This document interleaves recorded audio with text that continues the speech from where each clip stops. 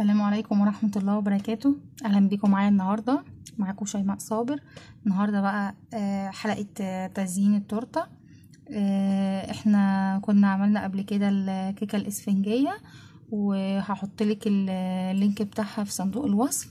والنهاردة بقى احنا طبعا لما بنيجي نشتري التورتة بتلاقي التورتة اسعار خيالية، في حين ان احنا ممكن نعملها بابسط المقادير وبابسط طريقه وهتطلع شكلها شكل بتاع بره بالظبط. فانا دلوقتي هقولك ازاي تزيني تورته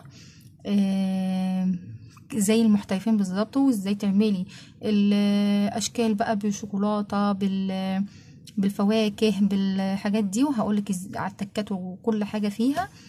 فتابعيني وهنقول دلوقتي ازاي نزينها والحاجات دي والمقادير. دلوقتي بقى انا هحتاج ايه في تزيين الكيكه دي. عندي هنا فراوله، هستخدم اي فواكه عندنا موجوده في البيت. انا النهارده هستخدم بقى اناناس، كمبوت، خوخ اللي هو الكمبوت برضو. عندي الفراوله، عندي تفاح، عندي كيوي، عندي هنا الكريمه المخفوقه اللي احنا قلنا عليها كريم شانتيه ازاي نخفقها. وادي الكيكه. هي احسن حاجه للكيكه ان انت تزينيها انها تكون الكيكه دي طالما اسفنجيه تبقى بايته قبلها بيوم، هتعرفي تزينيها احسن واسرع. دلوقتي بقى انا هوريكي ازاي نعمل كده. بصي انا حطيتها في طبق، وبعدين حطيتها على الشبكه عشان اعرف ان انا ادورها وتبقى عاليه قدامي واعرف اشتغل. اهي هقسمها 2.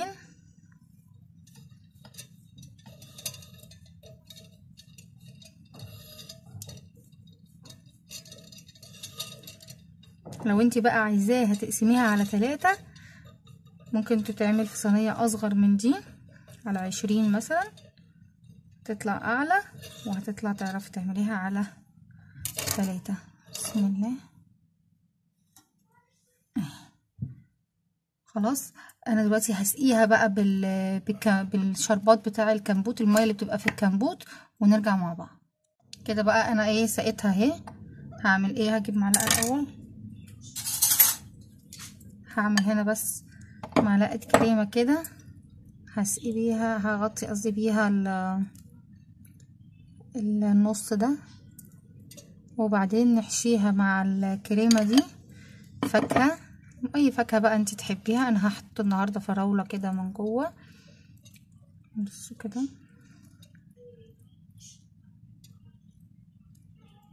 بس كده هبقى الفراولة مقطعاها مربعات صغننة كده، وهبتدي ان انا اوزعها واحط كده.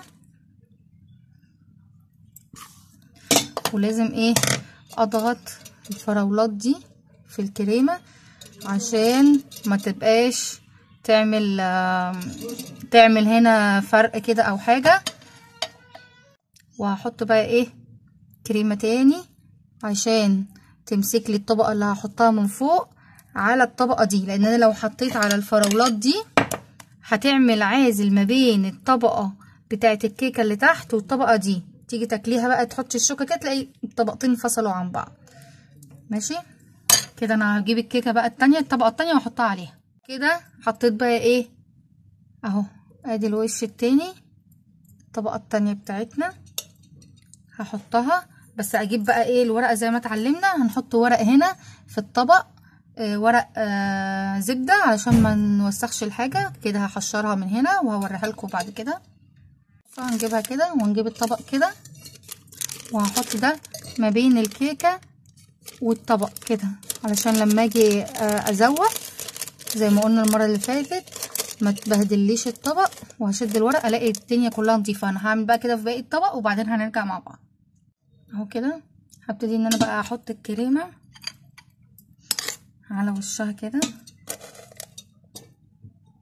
وهحاول ان انا اساوي الكريمة دي على الوش وعلى الجناب. ماشي كده.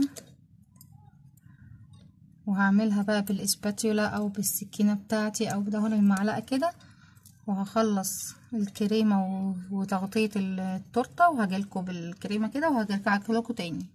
كده انا غطيتها كلها بالكريمة اهي من الجناب ومن كله. بصوا الورق اللي اتبهدل ده هيتشال، هتلاقي الطبق زي الفل. شفت بقى، هي دي ميزة ان انت تحطي الورق الزبدة ده دي لازم بقى ايه تتحط في التلاجة تجمد شوية، الكريمة تمسك بعضها قبل ما نشتغل فيها. هحطها في التلاجة ونرجع مع بعض نقطع الفاكهة، نشوف هنقطعها ازاي لغاية ما هي تجمد مع بعضها شوية. دلوقتي بقى اوريك ازاي تقطعي الفاكهة. هنجيب الاناناس بتاعنا اهو، انا هقطعه كده، هرققه بس 2 عشان هو بس بيبقى تخين شوية.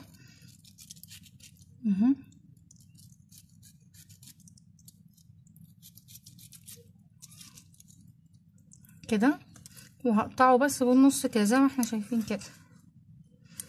خلاص ادي كده الاناناس. هوريكي بقى الخوخ.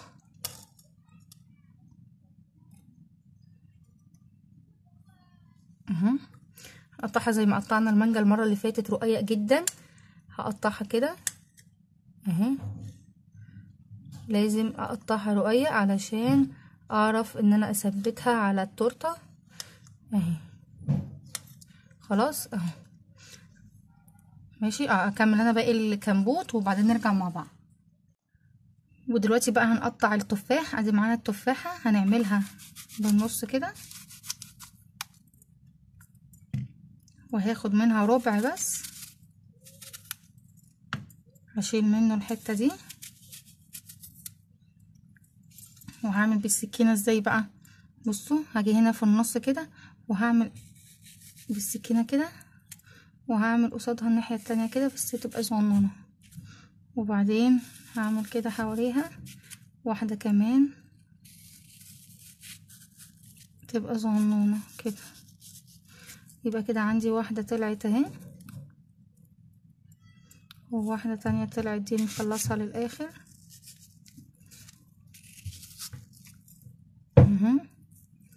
واعمل واحده تاني،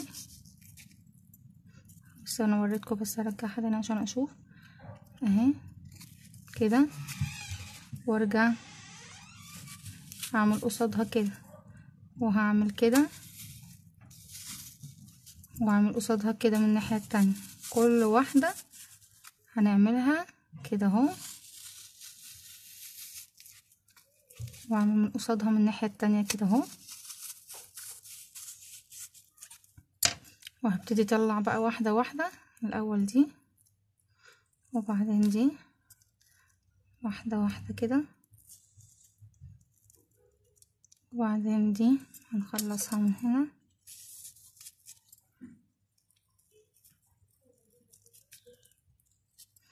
وبعدين دي برضو نخلصها من هنا كده. فلما نعملها كده اهو اهي بقت بالشكل ده معانا. هنعمل بقى شكل تاني بالتفاحة. دلوقتي بقى هنعمل ايه؟ هنعمل الكيوي. هبتدي ان انا اعمل 7 و8 كده، هعملها كده، ادخل بوز السكينة لغاية جوه عشان تخلصها، واعمل 7 8 كده ماشي.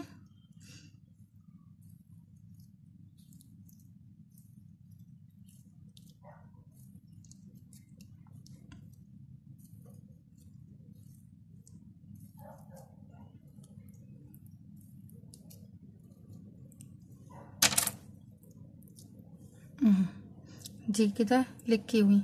ممكن فكرة للكيوي ان انا اعمل ايه، ان انا ممكن افتح القشرة دي كده، وافتح دي كده،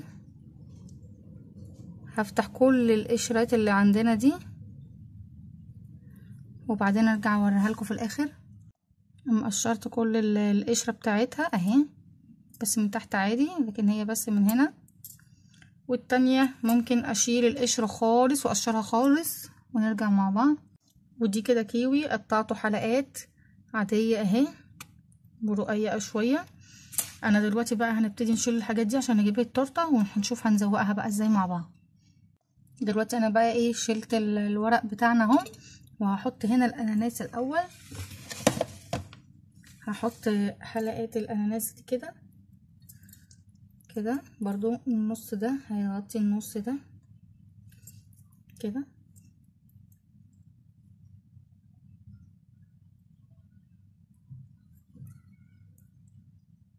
ماشي. هنعمل كده لغايه لما نخلصهم كلهم ونرجع مع بعض تاني.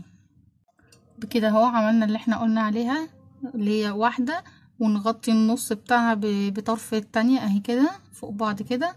لما خلصنا كل حروف التورته هبتدي بقى اخد الخوخ، هحط الحلقات على على الطرف ده، على الطرف ده كده.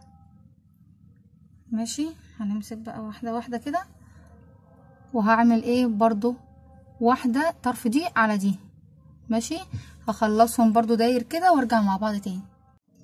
اهو عملت الخوخ زي ما احنا قلنا. هناخد بقى الكيوي، وحدات برضو الكيوي حلقات كده، وهبتدي احطها كده اهو برضو كده زي ما احنا شايفين كده. برضو هحط طرف على طرف. ماشي اهو. هخلصها برضو ونرجع مع بعض. هبتدي بقى احط فراولات. انا لقيت بقى ان انا لو حطيتها طرنشات كده تبقى احسن، فانا قطعت تاني طرنشات اهو. نحطها كده ونخليها بس مش تخينة قوي، وكملها كده.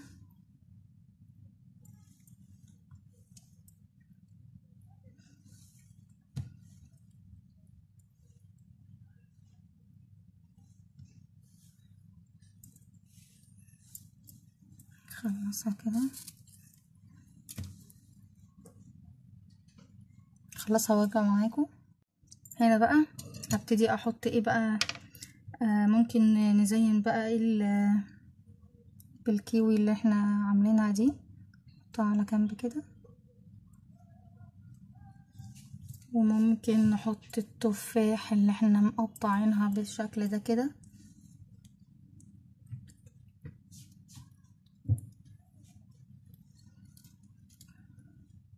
مش عايزين بس نبوظ الشكل بتاع التورته كده.